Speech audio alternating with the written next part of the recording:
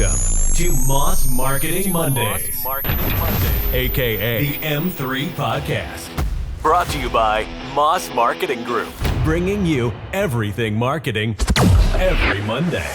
Stay tuned for marketing tips and tricks you can use today.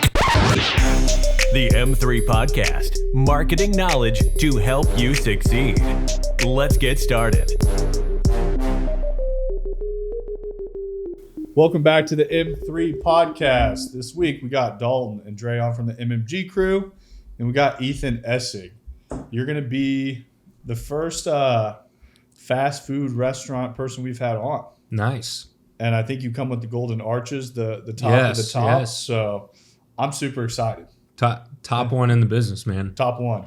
Big dog so for decades now. Yeah, I think this is us making it to the pinnacle of the podcast now. So we're here. Hell yeah. That's what's up. Yeah. So I want to start, before we even get into that side, I want to start on the story of Ethan. Yeah. And the crazy thing is we crossed paths in college. Mm-hmm. And it was funny. We became friends. I knew you for a while. Yeah. And as we knew each other a little bit longer, Yep. I found out you were from Kearney. I was like, okay, that's weird. Yeah. You're like right up the street from me. You just didn't go to school there. Yeah. And it was coming from that background, everything. You were so humble in the way that you were delivering newspapers, right?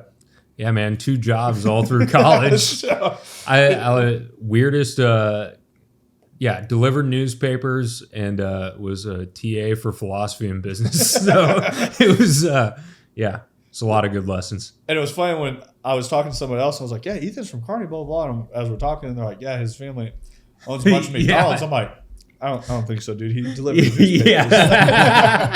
Yeah. There's no way he's doing that for fun. Yeah, I was like, I don't think so. But Yeah. like, no, 100%. And it was cool how anyone that knew you didn't even know that part of it. Yeah. Well, thank you. I And, appreciate that. So I've been to your house when you guys had your old house. Yeah. Yeah. And I was sitting there and one of my buddies lived over in that neighborhood, and I don't know how we ended up. We were inside your house one day. I'm sitting there and you had Because he had a skate park in his he basement. had a skate.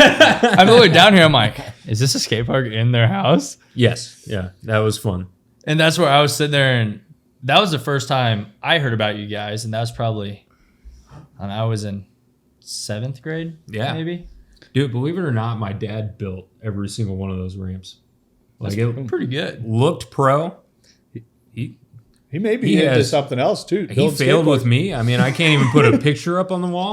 But it was pretty good. Can you skate though? We used to be pretty good, but no, not anymore. Not anymore, man.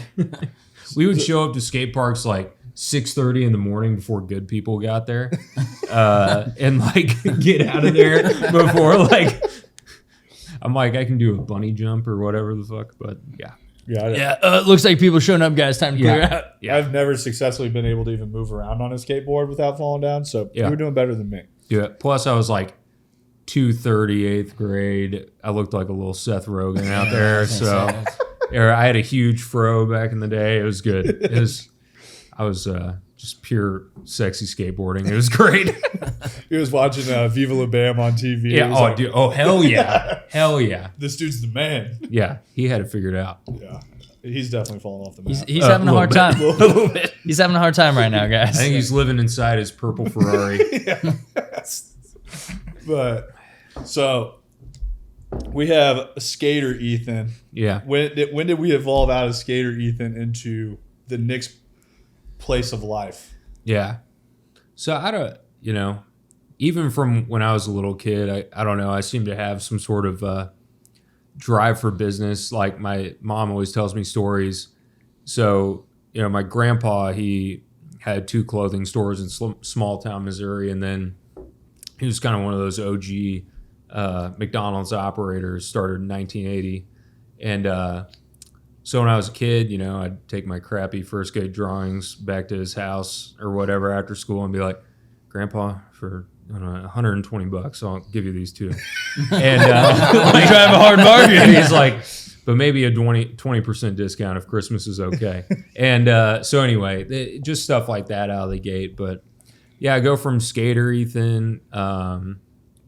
In high school, I was never a big, I don't know.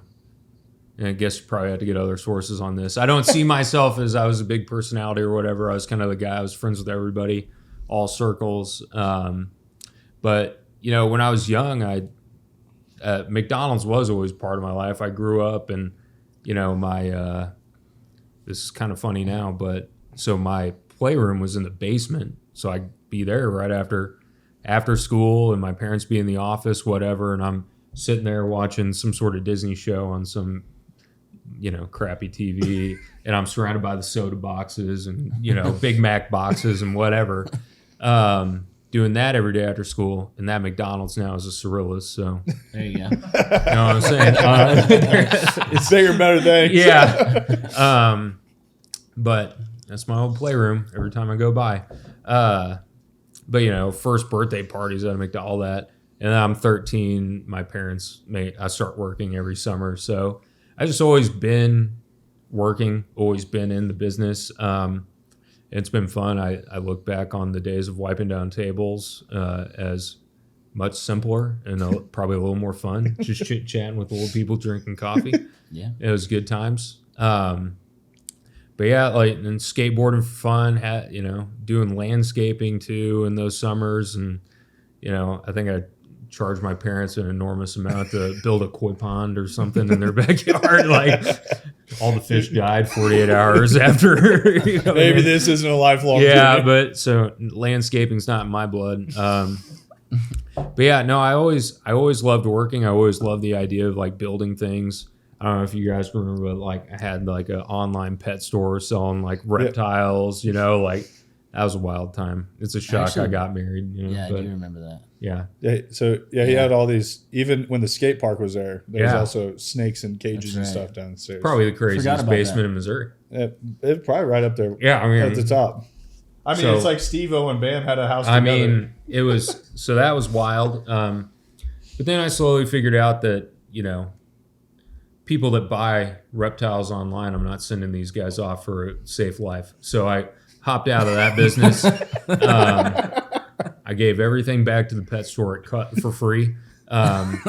So that ended, but Landscaping no go. Yeah, no go. No go. high school, I was a mediocre student. I was not, but just working in the summers, all that good stuff. And I was a typical first child, right? And you get this, no need to offend you here, but that's cool. That's cool.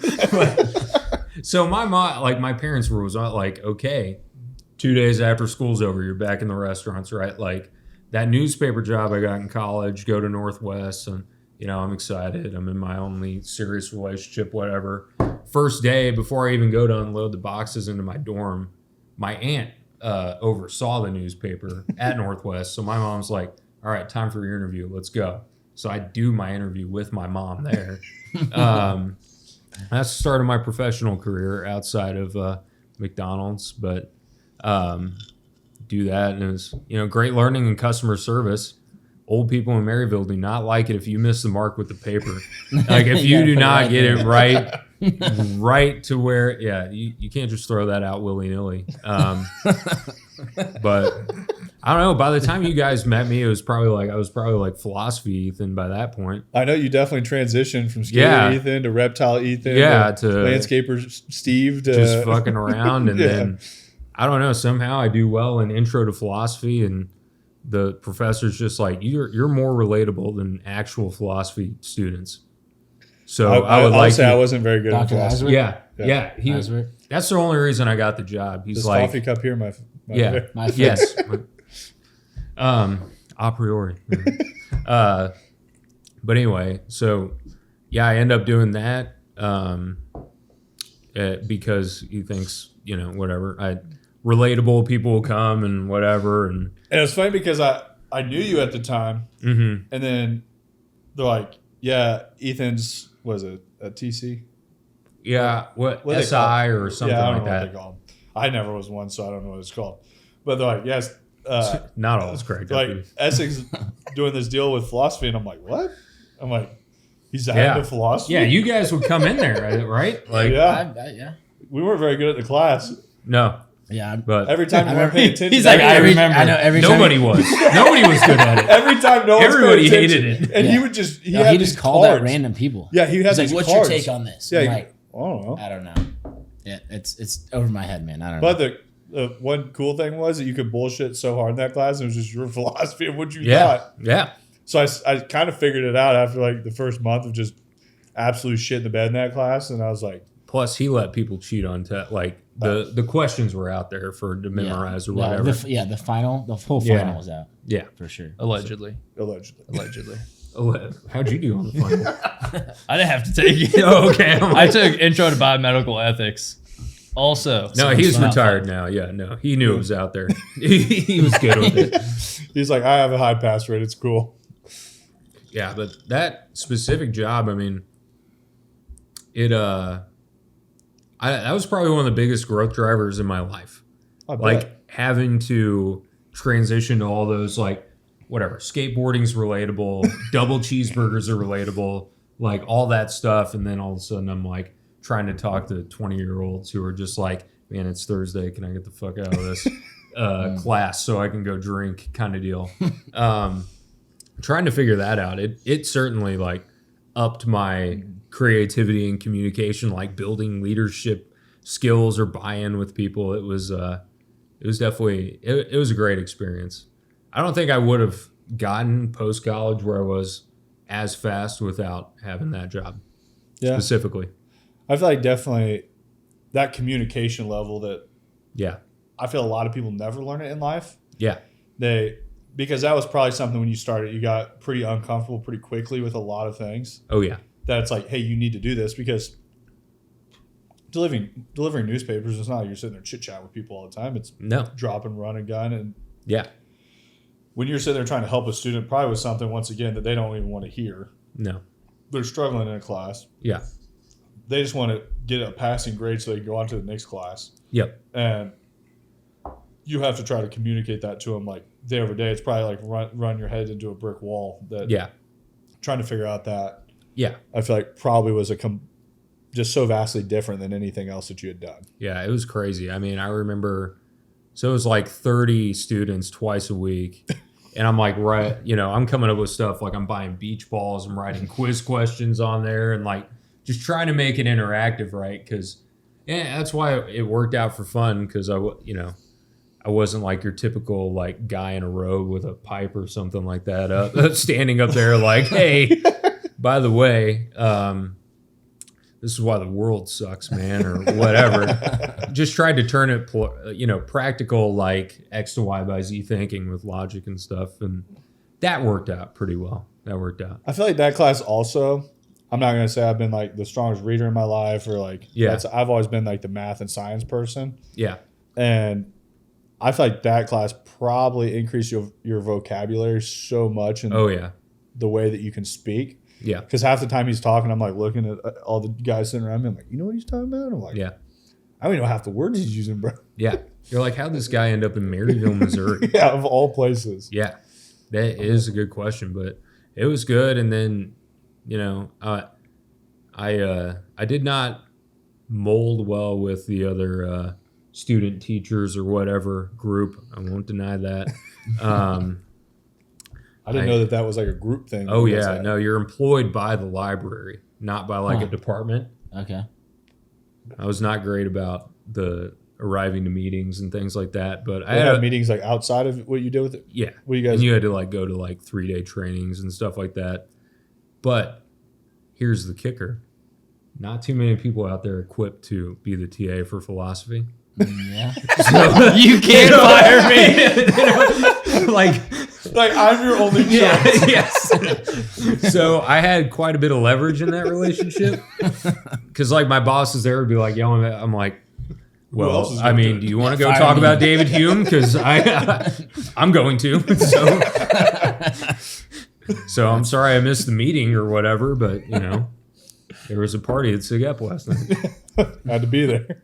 It was required, okay? I couldn't visit. And we're going to be okay. And then I did a little bit of, they, even despite being a poor employee, they which I can empathize with a little bit better now. But they also gave me like teaching business stuff to other students. So it was a good mix in like teaching, communicating, all that at that time. So it was fun. So you in the philosophy career Yeah. in college. Yep. What are the next steps into the journey from there? Yeah.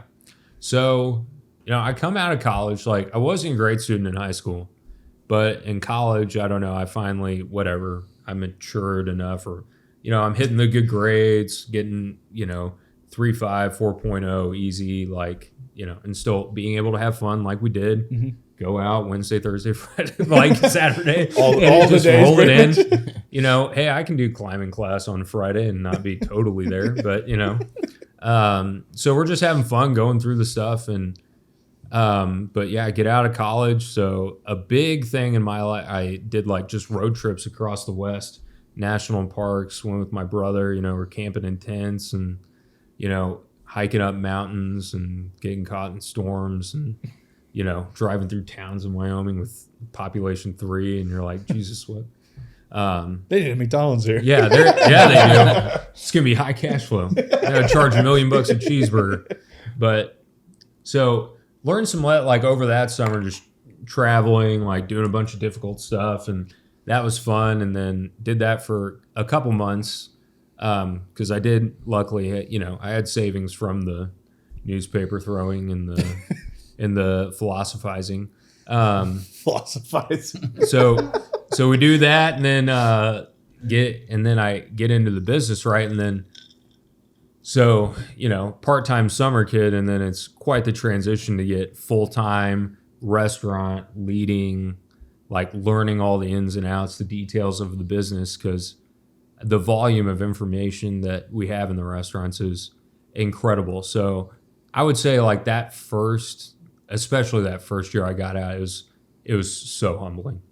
It was like, because you go from the transition of, you think you sound smart saying all this philosophy bullshit and reading textbooks and all this good stuff, and then, oh, okay, well now I'm in real life. Okay, I got people, yelling at me over the counter or whatever, and dealing with employees and all those things, waking up at 3 a.m. to open up a restaurant and staying until, midnight, 1 a.m. to close a restaurant. And, life just changed like drastically. So, and in McDonald's, it's not like it's a family business. I'm a third generation. So my grandpa started in 1980, first store here in Liberty, Missouri. And then my parents bought it, built it up through there. So the Liberty location was the first store? Yep. Oh, wow. Yeah. So first one, in this area. Yeah. What the now Cirillo's, that was the first McDonald's here. Oh, on the other side of Liberty. Mm-hmm. Gonna have to go check that store out sometime. Yeah. See what it's like. Which one? The first location. Oh, yeah. The you guys still sell burgers here or what? Are there Big Macs in back? What? Yeah. Dre's been there for 3 hours. What's going on? Dude, I'm still waiting on my order. Yeah. Still haven't gotten it. So, yeah, I mean, did that. But so in McDonald's, right, you can't become an owner operator. You had to go through their system, right? There's no nepotism. There's no nothing. You got to go through it. You had to buy them. You had to do all that. So basically, I mean, it was, that started the journey of like 8 years of grinding towards becoming an owner operator and growing the business with my parents.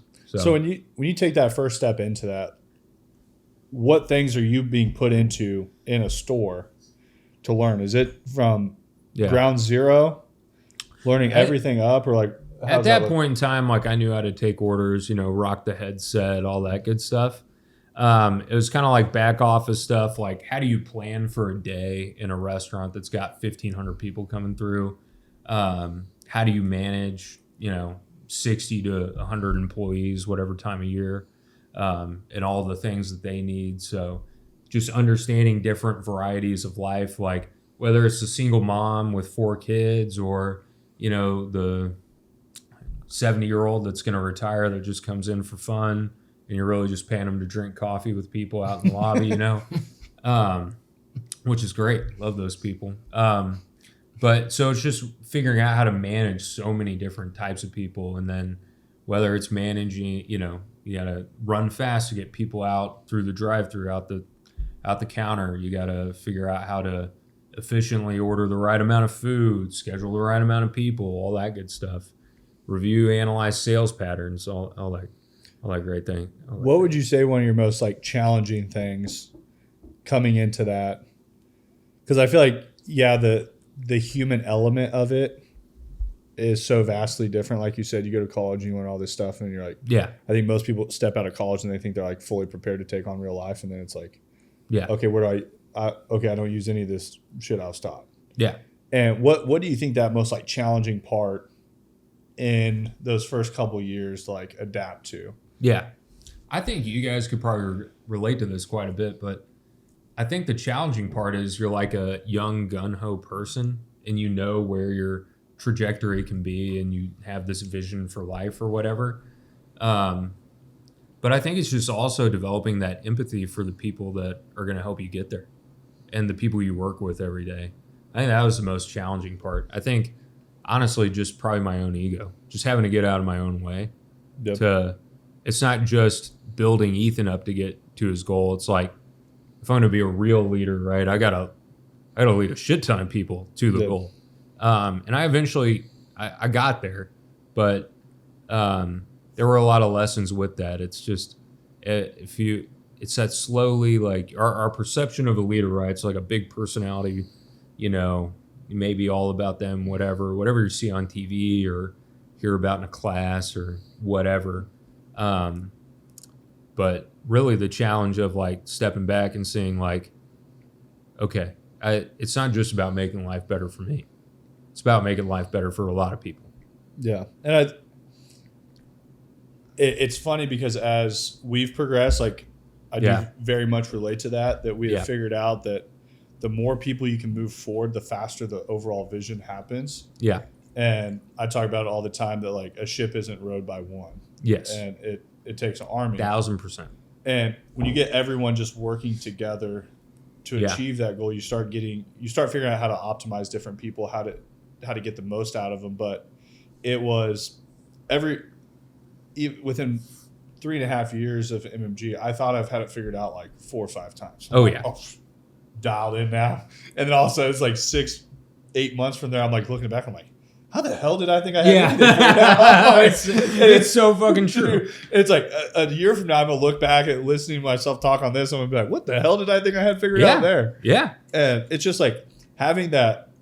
The thing I think I work the most on in our company 100% of the time is me not trying to just grow individually, which I am trying to do that personally all the time. Yeah. But try to instill that into people just to have that inner fire to grow and push forward. Yeah. Day over day over day over day. Yeah. And I think that's one of the things that I'm working more at now than I ever have. Mm-hmm. That I'm trying to figure out other ways to do it. That just recently we had a personality consultant come into the office to do personality tests on everyone. And at first I'm like, huge waste of time. I'm like, we're going to waste 3 hours on a Monday jacking around with personality tests, like for real? Yeah. And then you figure out how to talk to each other. Hour in, I'm like locked in. I'm like, dude, this is cool. I'm like, no one, and like we're going over different people in the office. I'm like, no wonder I have so much beef with them when I'm trying to talk to them. I'm like, it makes perfect sense now. Yeah. And it was just like one of those things that I was so close-minded to it before that sometimes just like making those steps, and it took somebody that was at that next level that I had respect for that said, hey, do this. And he's like, and you're going to be able to step to here. Yeah.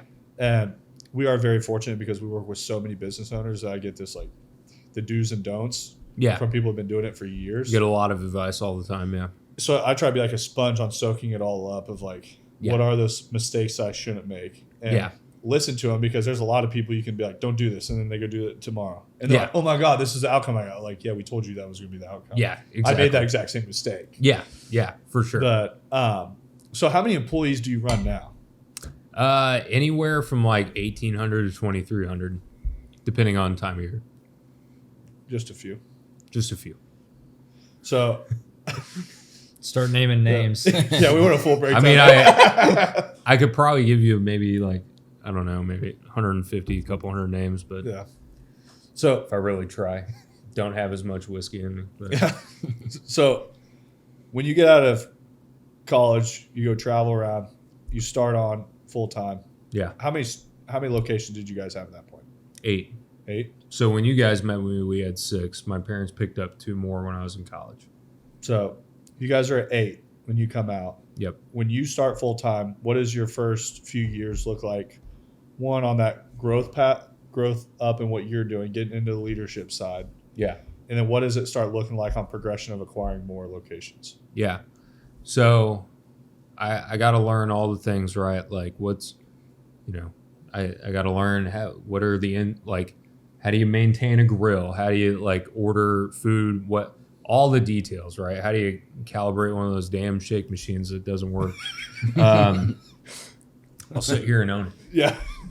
I get on our website every morning. I see how many are down. Don't worry, everybody. It makes me upset too. I'm going to call Nick out for that. I think we should. Hell yeah, we should call Nick out for that. Call Nick out. He's gotten plenty of education on how to figure that thing out. Yeah. But so we, you learn all those tiny ins and outs, sales pattern, all the stuff, how to hire, how to build up a team, how to train people, all that good stuff. And then, in terms of becoming an operator, like there's like a side checklist you have to do to impress McDonald's all those years.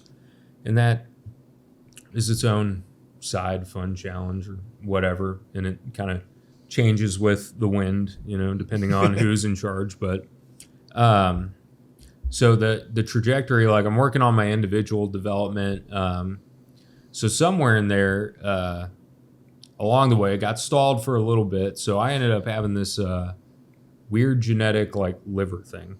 Knocked me out for like 6 months. I had a quarter of my liver removed. So I was on the sidelines. Like just fucking looks like I got bit by a shark. And Dalton also got bit by a shark. Yeah, I've seen that one. You did actually get. No, I'm just kidding. It was the same Come shark. up with some pretty good stories over the years of what happened. Yeah. Samurai sword, shark. Yeah, But it was a boat, right? It was a boat. Yeah. Yeah, that's every what I time we have somebody cool believe in it, Dalton's like, it was a boat. I'm like, dude, we totally had that person believe We in it. had Jack over there, fool. We play along for a while, but eventually it's just like, all right, dude. Like, All right, dude. Dude, I think you gotta run with it. I think you should. Oh, that's what I'm saying. It's like, and the thing is, we'll talk about it, stop The talking, funny thing and then is, like, they're so "Oh my skeptical God." because it's like a straight line, No, essentially. it literally arcs all the way around your back. Yeah. It's pretty straight. It's not. It's not straight because my I'm gonna body- tell- I don't know. I It's feel like I remember. It's because I grew lats, bro. Oh, jeez. You know we're being recorded right now. And the whole podcast goes All right, south, now man. clip a photo of Dalton. This guy walked around shirtless a lot, so Oh, not as much as him. Come on now. Well, Ooh. Dane, What? dude, Dane. I don't think Dane owned a shirt freshman year. oh yeah, well, no, he did, but it was like the tanks and then the nipples out. The strings. I looked good in this. You did. I was a lot less chubby at that point in my life. You look great now, man. Yeah. You're Put on a beautiful. few extra LBs since then. Don't get his head too big now. We got to finish the podcast. Yeah, right. He's like, you know what? I can't have another Yingling. I'll drink 2 more. Yeah, fuck it. So, where were we at? What were we on? Oh, so leading up to growth yeah. or whatever. Yeah. Liver. We got. Oh yeah. So sideline. sideline for a little bit there, and had to like fight back through that to get back into the fray of things. But shortly after that, my parents pick up 4 more, and then within 1 year we go from 8 to 15, and that was like northern Missouri, but then also downtown like Prospect, Van Brunt. So it was like then I get elevated into like a leadership role and figuring out cultural stuff, just like how to scale and kind of first little taste of that. It was definitely easier at that point going to 8 to 15 or whatever, and it's a little more local. But so we rode there for a little bit. So when you take on, you talk about those like cultural differences of like having stores from, rural nowhere to heart of the city. Yeah. How many things do you run? Do you run those like way differently, or are they still like the processes and everything are still built out the same. It's just, or because I'm thinking, and once again, I might totally be wrong. I feel like up north, you may have more of those, that 70-year-old person that's about to retire wants to have coffee in there, and it might be a completely different group. Downtown, heart of the city, you could probably get a lot more staffing in there a lot quicker. Yeah. So is like turnover higher in those areas, or? Yeah, definitely a little bit, because like you have a McDonald's in Chillicothe, right? It's a town of 10,000 people. Like you can be a premier employer there, especially if you're a large organization, have good benefits and stuff. But then, downtown, there's a million places every other block. So there's a lot more competition. Mm-hmm. But really, I mean, it's crazy. Like the morning coffee crew, things like that, they stay pretty true. Like no matter where you are, whether it's downtown or whatever, there are side things that you have to manage. It's like everything's the same cupcake, just a little different sprinkles on top. You know what I mean? Like you have different systems, different hours, and things like that.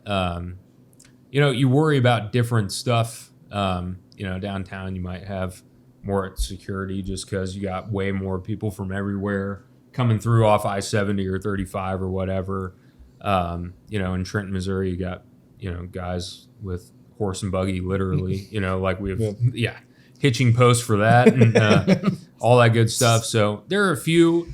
There's always like those little things that make a store kind of its own deal. But at the core, right, we're just trying to be excellent for our customers and people every day. So just follow that process. So during this time when you guys go from 8 to 15, are you actively searching for these locations, or? So at that point in time, it's just like somebody retires and they email out a package like, hey, I want X number of dollars, and then make me the best offer. So do they send it out to a lot of people, or is it like they send it? It just depends. Like all the deals we've done, it's kind of, some guys will. There's kind of like a theme, right? Like it seems to tend like somebody's like 70, they're like, I'm gonna maximize it, like send it out. I don't care who. But then sometimes it's like developed a relationship with somebody. Hey, when you're out, just let me know and we'll cut the deal. Cool. However you need it to be. So you guys get to 15 of them, and then you kind of cool out there for a minute. Yeah. So I'd say it was probably like 2 years, right? And then we pick up 3 more. And then that's where we really start to get to like the scaling culture and like mission, vision, like defining that stuff. And at the time that I'm in the program to become an operator and all that good stuff, I'm, getting married, first kid, all that. So do you think that you brought a new fire to your parents on what they were doing? Yeah, I think so. And I think they would say that now. They probably, if I hadn't got into the business, I think they'd probably be retired at this point in time, like, because I did help bring that vision to like, we have the opportunity to scale culture, and like we do good things. We can just up it and figure it out. Not saying it wasn't easy. It definitely hasn't been easy.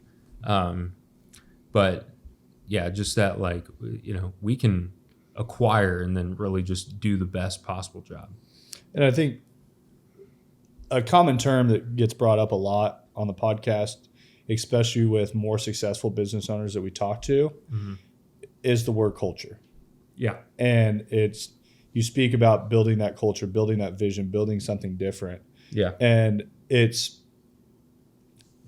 I see so many business owners that are just so focused around this dollar. Yeah. That everything outside of it, I'm going to say there's a lot of people that are just really cheap, and it's like, they don't want to help out the people within the company. It's, how do I optimize my dollar? Nothing else matters. Yeah. And I feel like those people really struggle with building a culture. They struggle with the overall. They have people that work for them that don't feel like they're involved in the bigger vision. They don't feel like they're going to the same place. And it's like, when you're bringing everyone there, it's, how have you worked on developing that culture differently than another McDonald's owner? Yeah, that's a great question. And that's it's an interesting part of the McDonald's ecosystem, because, we all have to work together as operators, and there's just a variety, whether you got, there are guys out there with, 100 stores or whatever. And the priorities they're different. If you got 2 or 3 or whatever, some people are just like, hey, when's my exit? How's the cash looking coming in this month? Like, all right, every month they're talking to the accountant like, okay, if I retire tomorrow, what am I walking away with? But I would say like the mindset difference is like, it's not just getting bigger for the sake of getting bigger. Like, our mission from when we like had 18 to now is the same. And it's just about going out there and doing it. Our accountant gets mad at us sometimes because we're buying whatever the team needs, right? And it's like, well, it's okay. I don't need a Maserati or whatever. I can, if they need a grill, if we need more, whatever this, whatever that, like, I think let's make it happen. You should start having all your Instagram posts like where everyone has with their nice car, you have with your new grill. Yeah, right? Exactly. Look at the grill. Yeah, because that shit costs what a car. I don't even want to imagine what kitchen build out alone in a McDonald's. Oh, yeah. It's crazy. It's not fun. But yeah, so it's really just like that difference. It's like, it's making it clear, like, we're going to invest in the restaurant and the people so that they can do their best to get the customers through in a great way every day. So when you are acquiring these new locations, or a lot of times are you going in like renovate them? Are you having to go in like let people go, hire new people? Or are you going in and just like modifying their current process? Or is a lot of times are they kind of built out already within that ecosystem correctly? Yeah. So that's a great question. So I guess if it's okay to skip ahead in history. Oh, go for it. Yeah. So the wild like acquisition time, probably the most challenging because we'd always bought like 3-4 stores at a time, and it's pretty easy to handle, right? Because you got your core, they're doing all right, and you focus on the new ones. So the last year and a half ago, my second son was born. 10 days later, we bought 7. And then 7 days after that, we bought 9. And so it was like busy 2 weeks. New baby, then 16 stores all in a month. Yeah. So the thing with that is those stores were 3 different operators, right? And they're all 3 different operators getting out of the business, different priorities, and different relationships with their people. Their people have different expectations. Like, if you're somebody, you have 4 stores. Like when my parents had 6, right? Like all 6 restaurant managers reported to my mom, but as you grow, that can't happen. And so those things become difficult. So, it kind of sounds weird to say, but you kind of deal with mommy daddy issues when the main person leaves, and then, okay, well now these people have 37 stores and I see them 3 times a year, right? Because we are on the road all the time, but it's just not always to everybody. Just can't do it. But yeah, so that's like one big cultural thing is just FaceTime is a struggle right out of the gate. And then also the layers between that, like they're not used to, like whether we have HR, we have like a full maintenance team. So it's like, you don't call me about a shake machine being down, right? Like, well, I don't even know. I could go there and I could look at it and stare at it and pray to it. Broken. I could pray to it and say, hey, please, no, produce a strawberry shake for me. But you do that. People are, whether it's prepping for McDonald's visits, all that stuff, the admin department, payroll questions, all those things, PTOs change, all that. So those things get complicated. Those things that people have identified as like safety nets, just being ready to talk that through all the time. And like, hey, I'm probably not going to be the one talking to you about that all the time, but there is somebody totally equipped. Like they're ready to go. Like we got all the support in the world. It's just not going to be me all the time. Yeah. Kind of deal. And I think it was something I ran into kind of a brick wall on that I didn't do a great job in the beginning, this is just a new recent thing that I'm working on a lot more, is I identified a lot of these processes that I had in place where the biggest problem in the process was me. Mm-hmm. That I was integrated in the process way too much on way too many different forefronts. Yep. if we look 8 months back, I did every single invoice. I did the onboarding of accounts. I went over the marketing strategy. I was the point of contact for scheduling content, like all this stuff. And I dropped the ball on like tons of it all the time. Yeah. And I didn't give the leadership team around me the reins to do what they needed to do. Yeah. And when you give them the reins, it's not going to be perfect. They're going to fail. They're going to have those moments, but it's like leading them through doing that. So it's like, what is the importance of your leadership teams? Do you have an overall like leadership team that you run and operate that then do you have way more face time with that person that's going through those development stages to then run those stores correctly? Yeah, absolutely. So the way we structure it, it's like there's the GM runs the individual store, then it's like a supervisor has 3 or 4 stores. Then a director of operations has, 20 or 18 or however many restaurants. So the directors report to me, or a director of, HR, director of logistics, CPO, CFO, all that good stuff. They all have their buckets. But yeah, so the way I frame it in my mind every week so I don't get overwhelmed with X number of stores, right, is like I have 9 direct reports. And it's like my week is set up around them. My week is set up to coach them. I look at their work. I listen to what they do. I watch their feedback to their team, and then I just coach them all week, every week. So that was a similar shift that I had to make to, I can't look at one problem store and be like, okay, well, I got to go in and fix this thing. It's like, okay, how am I going to lead each layer to where they need to go and dialing in on that and setting them up to be successful, because it is tough. And especially in a restaurant business, like McDonald's, it's a very people-centric business. People, like everybody that reports to me has more years tenure than I've been alive. Yeah. So, and like 2 of them used to change my diapers and babysit me, right? So I have to function with the perspective of like time on that too. Like majority, they haven't been handling this size of business themselves for a long time. Mm-hmm. So working with them constantly to scale that up. Because one of the things that, and I don't know if you guys see this in your business, but the thing that feels really good at McDonald's is like those people connections and like, hey, I did something for somebody. But it's really flipping it to like, how did I handle that person, or like how did I coach that person to be able to handle that forward themselves, kind of deal. I think that's actually started being like one of the most satisfying things that I do. Yeah. Is actually watching those people around that I've coached through doing X, and then they start performing it correctly. Yeah.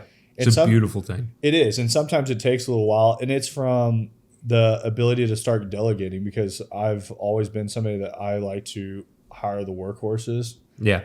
That are like myself. And back in the day, it's like I want to do everything. I was like, it was in the car business. I was someone that when I was a manager, if somebody couldn't close a deal, I'd just go out there, I'd do it myself. And I'm like, yeah, I felt like I was better than them at what they were doing. And I didn't take the time to teach them to become great. Yeah.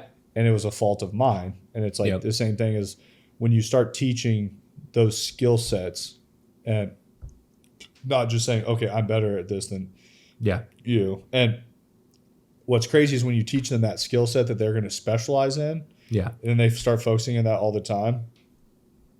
I've seen in the last 4 to 5 months, all these people scale right past me. Yep. In all these different verticals that now I look at as like, I can't do it as well as you do. Yeah. I can't even come close to doing it like you do. It's the best feeling. Yeah. And it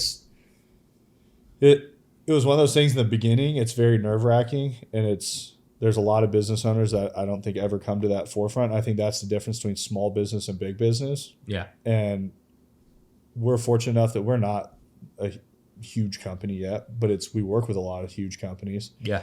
That we get to see those problems that we can take on now and fix that to scale to that big company. Yeah. And it actually, I feel like there's small business owners that just stress 110% of the time. Yep. Because they haven't built out those movement pieces in there that say this person can handle this movement of the business, this person can't handle this. They're fully integrated in every aspect of it. Mm-hmm. And now it's like if I'm not at the office for a day, I'm like, oh, they definitely got like no questions asked. Oh yeah, I'm like, it's all good. yeah. You build out those. I mean, I spend so much time just trying to perfect those systems and routines, like daily, weekly, monthly, like just keeping the wheel going. You know, we use what we call like the flywheel, right? Defining like everything that just, it's kind of like a domino effect over and over again to keep whatever, well, hopefully greatness that we're producing going. But yeah.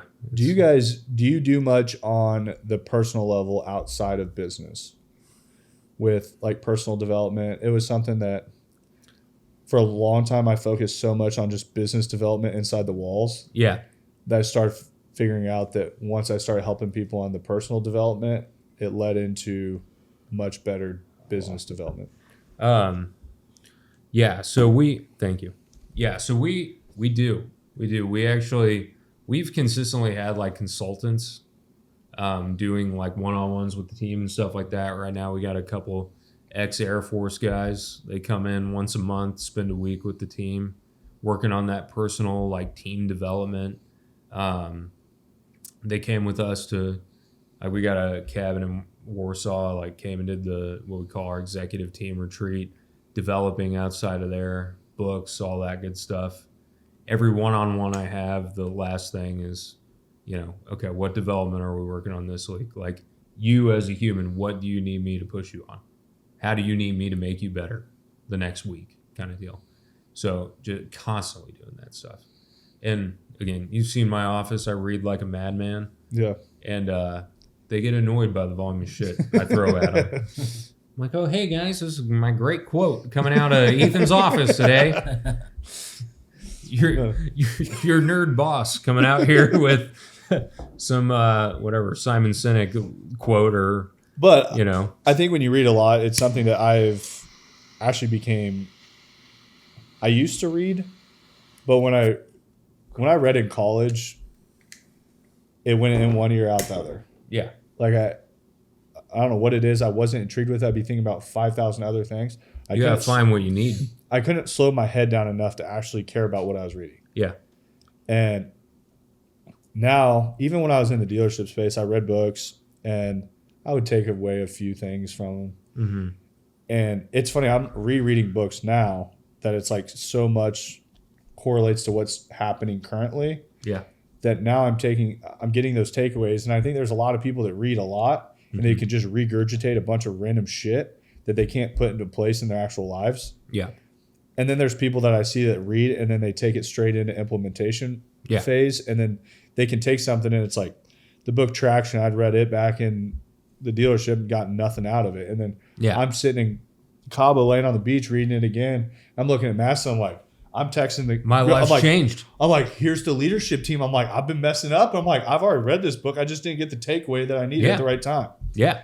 And I just think didn't hit at the right moment. Yeah. So I think that's reading is, we talk about it all the time in the office and we talk about is you have to constantly be learning. And most people go to school and the day they leave school, they stop learning for the rest of their lives. Yeah. And I can't read books that aren't about, like, it has to be about personal development. It has to be about business. It has to be something that I feel is going to move the needle forward. Yeah. And it's like when I read that stuff, I'm like locked in.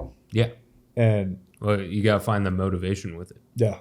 And I think that's where a lot of that comes from, is just trying to be great. And I think that you having that like taking factor that says, I read so I can implement this into the space is why I bet that you have the respect of those directors and stuff that you're sitting with, that you're going over all those things. It's like, it can be like, I have some guys that I know that they're the readers. They're not the big outgoing, huge personality. Yeah.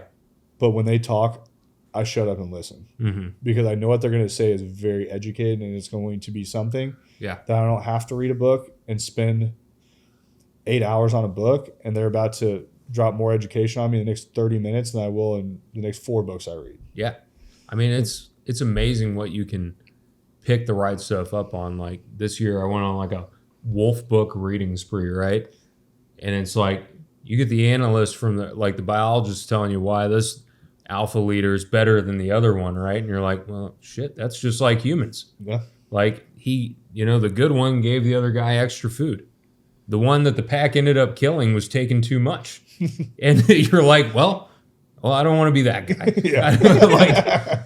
It's like, again, I don't want to be the guy like, yeah, you don't get bonus, but I just got a private jet subscription. Like it's like the same thing, really. Mm-hmm. And it's figuring out those needs and how to lead through them, and like how do you do the best for the most amount of people, that whether you're stockholders, stakeholders, whatever, everybody you got to take care of. And I think it's hard, definitely at like your scale, which it's something I always worry about in the future, is doing the most for the people around you. But there's always going to be people that like you put in those times, those hours of reading that you put in to build to be that person. Yeah, is going to lead you that future that you deserve. Yeah, and then you have those base level people who have done nothing and put in none of the time. Yeah, and then when you do work up to the point of having the private jet subscription, and you're able to bonus all the guys or girls that are putting in the work and doing everything that need to be doing, they've put in their time. Yeah. And it's like everyone's winning at the top. Then that new person comes on that's there for a week. They're like, well, this isn't fair. And it's like, I've seen it in companies all over the place. It sucks. Yeah. It is like, fuck. There's no talking to that person. No. There's just no. When somebody comes in, they don't appreciate the history or whatever. The guys at this table you built this thing with, it's tough. It never works out. Yeah. But then for your team, like that's an ego-driven person, or that's like a me-driven person. Which one of our things when we started our leadership group, like our first order of business was creating the core values, and it was crazy when I had this like list that I'd put together that I'm like, this is what I think they're going to be. Yeah. And we sit down as a group, and what they start talking about, actually they came up with much better core values than I did. Yeah. But you talk about like extreme ownership is like one of the things that is like really high on our list, is like not pointing fingers at someone else, being that person. And it's funny that the person I give probably the most shit to in the whole office is Dre, but I always like expect the most out of Dre. Like, yeah. And it's the person I can be the hardest on, that I expect a level out of him that's just always going to be there, and I'll push him to get to that spot. Yeah. And we sit down and we're going over these like these core values, and he says 300. And I look at him like, I was like, that's fucking stupid. I'm like, it's a movie. I'm like, we're not doing that. They got taken out. They lost. Yeah. But it was like one of those things that at that point I kind of shut him down on it, and then I backed up later. I'm like, what did you mean by that actually? And I was like, I need to be better at hearing everyone out. Yeah. And he's like, well, they like rose as one and they fell as one. Like it was they ran as one team, and like 300 of them took down thousands. Yeah. Tens of thousands. Yeah, tens of thousands. Yeah. And it's just like, you look at that, I was like, actually, I like that as one. I like that a lot, that we run as one team in everything that we do. Yeah. And it's like building that team mentality that I look back at the people that we've had that didn't work out. And it's because every one of them had this I mentality. Yes. That if we would have had these core values in place, they probably never would have even started with us. Yeah. Because everything in their life is out for them. And it's like, when you run and operate your life like that, one, it always feels like you're on an island. Yep. And life seems long. Everything happens to you all the time. And it's like, these people also didn't take ownership of anything that they did. Yeah. And it's like, then I look at the rock stars and the people that like I have this high level of respect for, that are standing around me daily. I'm like, they hold these values true. Yeah. Like day over day. Do you guys run like core values and everything in you? Yeah. Now, one thing to what you just said, we talk about it in terms of, so in our company, you're not allowed to say they. You're only allowed to say we. Like today we had a failed visit, like inspection from McDonald's. That's just as much as of my problem, hours away from where it happened, as it is to whoever was there in the restaurant making it happen, right? Yeah. It's never they got to do this, they got to do that. It's just not allowed. Kind of that extreme ownership piece. But yeah, so one of the things I built out when I was becoming a owner we call it our MVP, mission, values, and principles. So looked at, wrote out the mission. I did like, you guys know Simon Sinek. So I did like his Start With Why workbook. Like I filled it out, working on that, and then workshopped like values. And then I read a book about Amazon, and Jeff Bezos has these principles, right? Like how we operate, like whether it's 300 or whatever, right? So built that out with the team. But some of ours are like grit, passion, and perseverance. It's like if you gotta train somebody how to mop 1,000 times, then you're gonna fucking train somebody how to mop 1,000 times. Yeah. That's just how it goes. Or only the best, or customer obsessed. So yeah, we have like 10 guiding principles every day, and we have what we call our MVP playbook. I'd send it to you guys. It's like a 60-page document. Just listening at it, it's like what is grit, and what is not grit. Grit is not working 20 hours a day for shits and grins. Yeah. Right? Like, okay, cool. That's awesome. Yeah. Like you can go run for drive-through for 20 hours, but I'm not giving you a sticker for that. If grit is like I'm working with somebody, or like I'm building this business, I'm not going to give up. It's passion, perseverance. That's grit. We have those things outlined like in detail. I always look at it as like you can't scale a business to this size without a common language. And like a common, it's just like if you look at like the founding of this country, right? It's like you have your Constitution, your Bill of Rights, like you have to have those things that set you up for success, that every layer. And we have that poster with our mission, values, and principles. Every crew room in the organization has it. It's in English, Spanish, whatever is required in that room, and everybody knows it, aligned on it, every orientation. So yeah, I think that's a huge key that I see a lot of businesses actually fail at. And I mean, we failed at for a long time.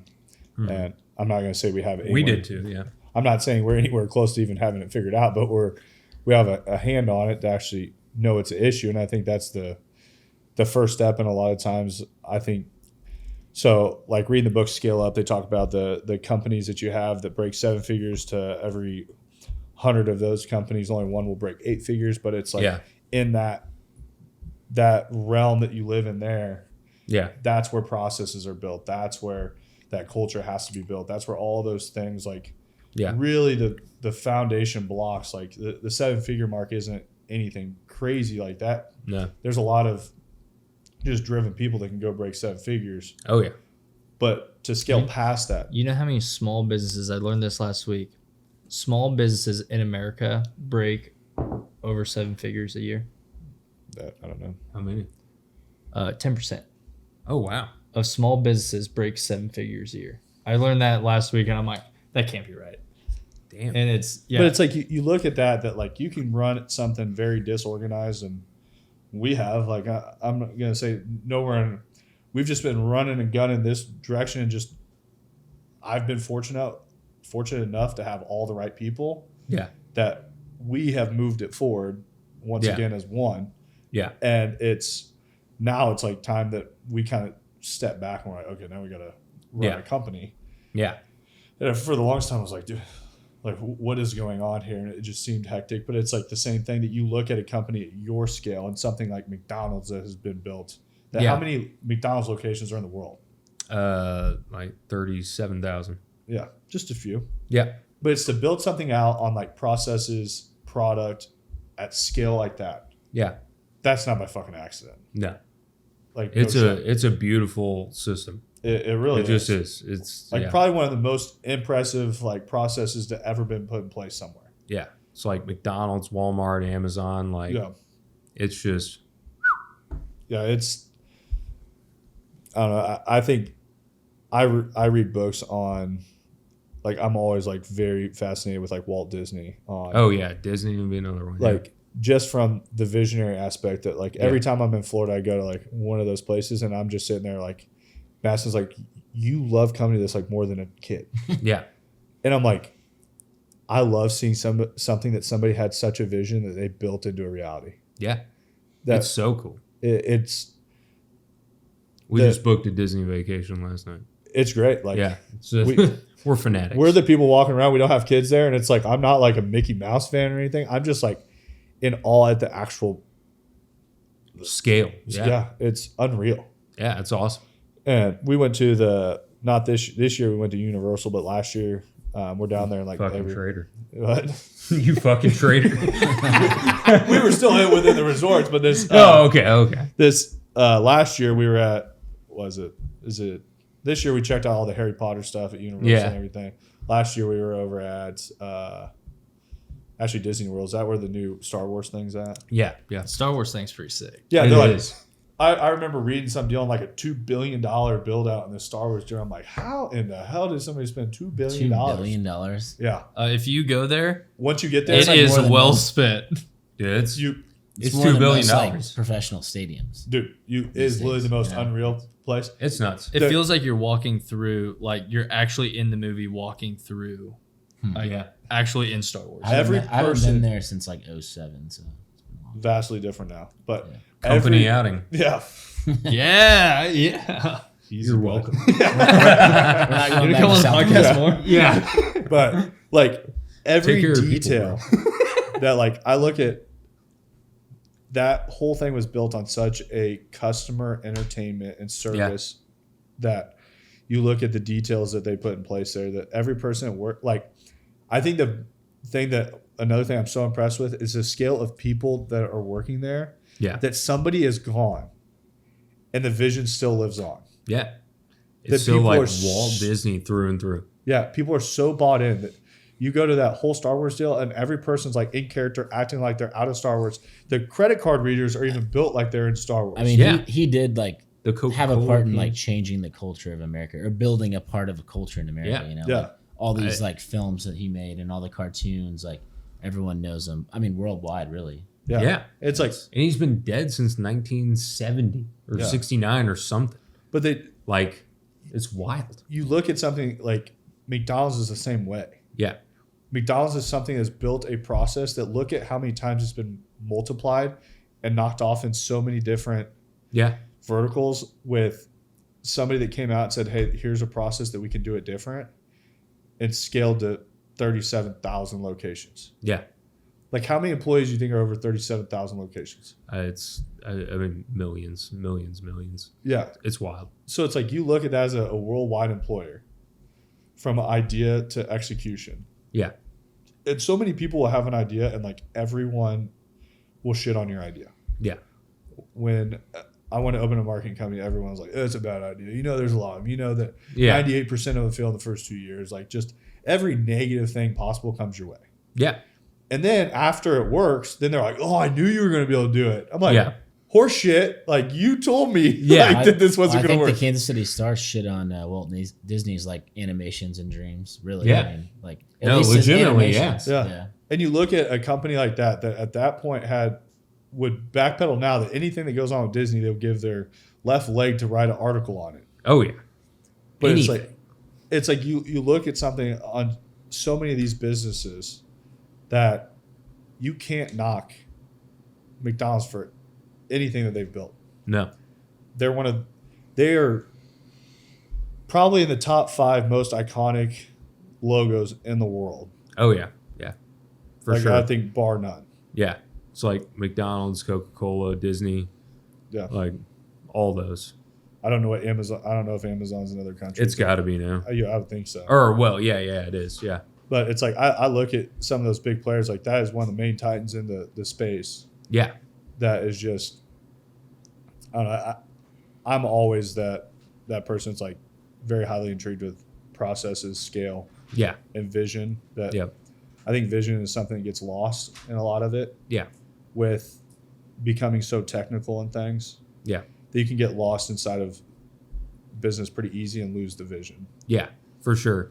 I see that coming up, like, you know, you just get comfortable, I think, because it's like, it's easy to say like, hey, you know, my business is the Golden Arches. I mean, I can sit back and just, it's again, you can make that choice to be good versus great.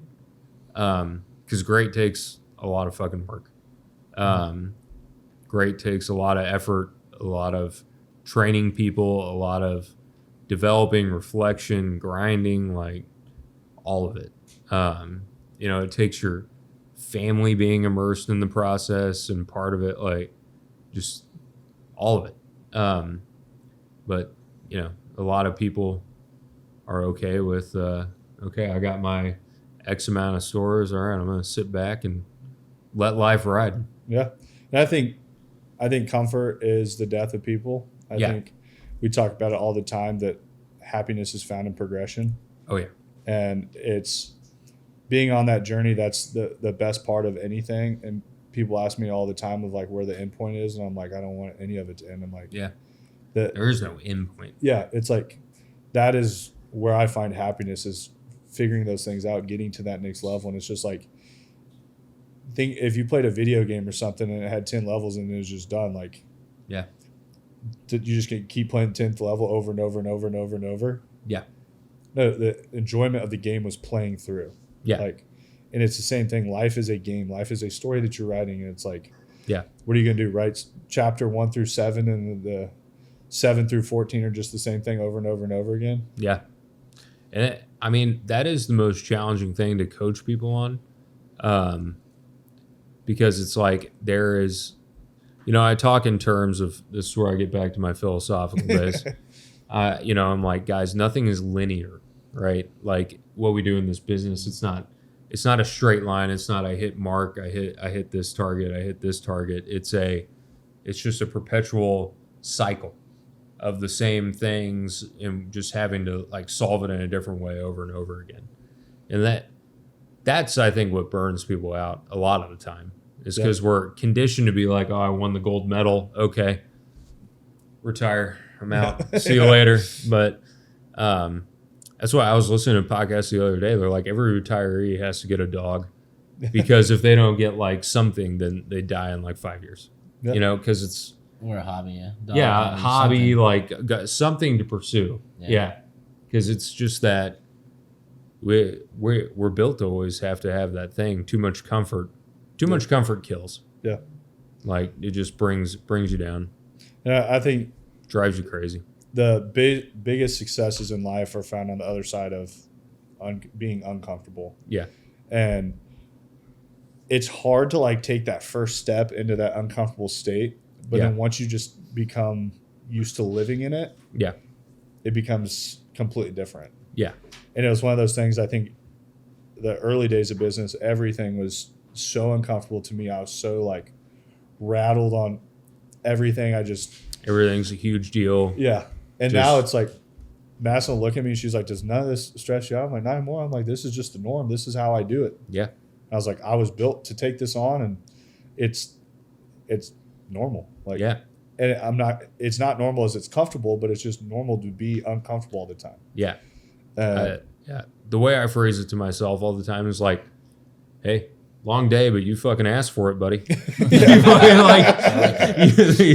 just like, I'm just like, oh, getting a call from the bank. Fuck me, but all right. I signed up for it. It's my name on the document. I got it. It's just that ownership piece. It's just like, it's not it's we got it. Yeah. Exactly. We got it. He's calling you next time the bank calls. Dre, remember this week? Thanks. He's back. Dre hasn't answered my call ever. Yeah. Yeah. This phone's no longer in service. That would get a solid reaction. Yeah. So what would you say over your whole journey thus far, like where you're at? Yeah. What's like the one most valuable thing that you think you've learned coming up? It's and this can be like on a personal level of even development, or it can be business, whatever. Yeah, personal. Like, well, I think can I go beyond one? Yeah. Well, I guess number one would be just gratitude, right? Like, when we're kids coming up in college or whatever, you don't know the ins and outs of, and again, I came from a very lucky background. And you don't necessarily know the struggle or the stresses that go into building all that stuff up. you don't appreciate all the other people outside of your household, or even the people that come through and buy burgers from your parents, or whatever, right? You know, the guy that knows how to work on a grill, the construction people you got a relationship with, just all those little things. I think biggest lesson is just like constantly battling ego and focusing on gratitude of all the things that make the big party happen that you enjoy day to day. Like, and that you're lucky enough to have people that want to work with you or want to be a part of what you're doing, to make some awesome shit happen, to have some good moments. That's really the number one thing, is just focusing on what you're grateful for versus what more can I get, what's not being done the way I want. Just because, I mean, none of it's about me. Yeah. So that's number one. That was a solid one. Oh, that's good. I'm glad. That was good. I'm glad. I'm good. But I think that's a hard thing that a lot of people fight. I mean, you get into it, and it's ego's a hard thing to fight day in and day out, and it's and you have to be thankful for all of those people that equal out to that. That, like you said, that party that's happening, and it's that happens every day. That same thing with us. Like the clients we work with, that's our heartbeat of our company, and that's where the value's at. And there's value in everyone that's in that office, but without any clients, none of us are doing what we're doing. Yep. And I think that's that outward facing customer appreciation just all the time. Yeah. And so at the end of the podcast, I always kind of wrap it up with, you are old enough to answer this question. So I've had some people on recently that were a little younger, so I can't answer it. Right. But if you could go back to your 21 how old am I going to feel? You're older than me, so I'll take Back it. when you start answering questions back in the day. You're the oldest one in the room. Fucking right. Am I? Am I the oldest one? Yep. Yeah. I'm 31. Well, fuck me. All Dalton's right. 30. I'm turning 30 in June, so. That's what's up, bitch. You're there. Yeah, we crossed that mark. But, He said welcome. We're past it. If you could go back to your 21-year-old self, what would be one word of advice that you would give yourself? Back then,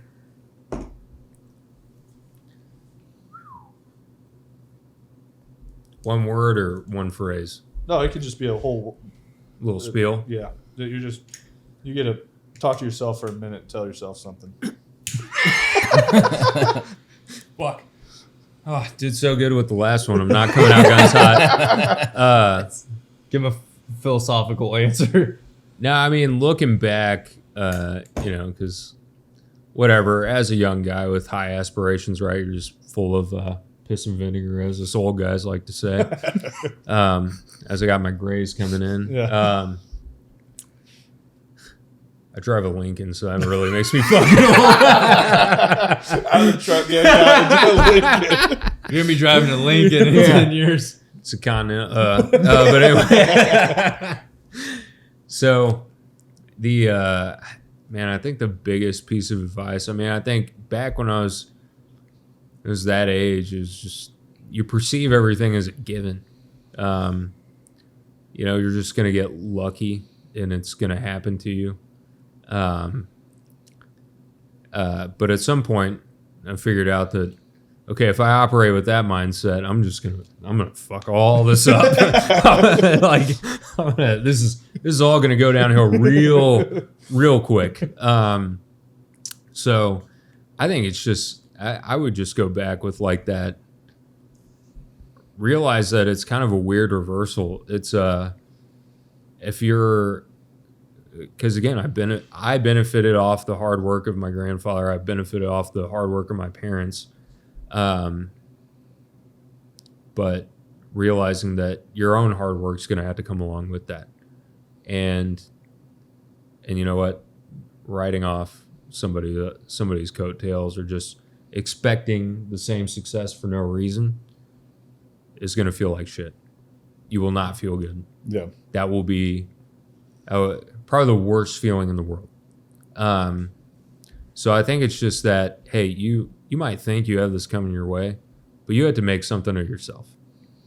Like, and it's not about a dollar amount. It's not about an item. It's not about a whatever, but it's just making something of yourself for you. So you can wake up every day ready to go and live. Cause I mean, you know, I look at my watch and I'm like, well, that's time going away, man. You just got to go out and make shit happen, make things important for you. So that's what I would say. Don't be a little asshole. Don't be a little asshole. Like that a lot. I very, very much greatly appreciate you coming on the podcast. Well, thank you guys for having me. I thought Dane had one more question. Oh yeah, he's gonna say the Max House thing. Oh yeah, we can stage that afterwards. Okay. But Someone's gonna get to the end. Dre was- Bro, they staged it. probably listen to this whole Yeah, just heads up. I can't fucking say it. I can't. Yeah, whole thing was staged. The reel that you just watched to get you into this, the whole thing was staged. No, I start to actually say it and I get sniped through the window. Like They're always watching. they're like, God damn it, he's gonna do it. He's finally gonna do it. No, we all appreciate you being here. No, thank you guys. You're doing something big, and your hard work is, I mean, it's showing. It's compounding off generation after generation, and Yeah, you're gonna grow it 10 times bigger. So it's. I hope so. Glad to call you a friend and Yeah, to have you on. So likewise. normally at this point we say we're gonna put all the links below and everything, but I mean, I don't really have any links. Just know. go to somewhere with some arches, bro. yeah, you know Go the to arches, McDonald's. You know where to go. We don't even have to plug it. Yeah. So Yeah. that's M3 Podcast. Thank you again. All right. Peace. Thank you. Thanks for listening to the M3 Podcast. Be sure to subscribe so you don't miss the next episode.